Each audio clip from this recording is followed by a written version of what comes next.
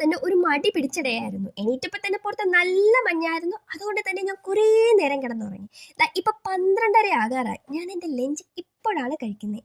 എനിക്ക് ലേറ്റ് ആയതുകൊണ്ട് തന്നെ വേറെ കറികളൊന്നും ഞാൻ ഉണ്ടാക്കാൻ നിന്നില്ല. പക്ഷേ ഈ ഒരു ഐറ്റം ഉണ്ടല്ലോ, അത് മാത്രം മതി നമുക്ക് ഒരു പ്ലേറ്റ് ചോറുണ്ണാം.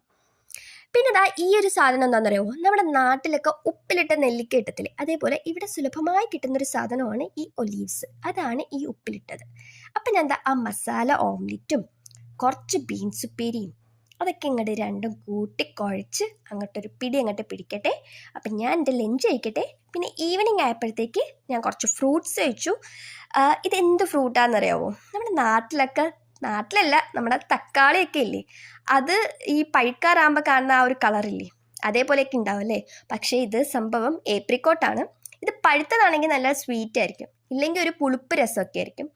അപ്പം ഞാൻ അതൊക്കെ കഴിച്ചു. പിന്നെ ഈവനിങ് ആയപ്പോൾ ഞങ്ങൾക്ക് പെട്ടെന്ന് കുറച്ച് സാധനം മേടിക്കാൻ വേണ്ടി പുറത്ത് പോവേണ്ടതായിട്ടുണ്ടായിരുന്നു. അപ്പോൾ എനിക്ക് എൻ്റെ ഫേവറേറ്റ് ചുറോസ് ഞാൻ കഴിച്ചു. അത് ഈ ഷുഗർ അതൊക്കെ വെച്ചിട്ട് ഉണ്ടാക്കുന്നൊരു സാധനമാണ്. പിന്നെ രാത്രി കപ്സ് കഴിച്ച് ഇത്രയേ ഉള്ളൂ. Tata bye.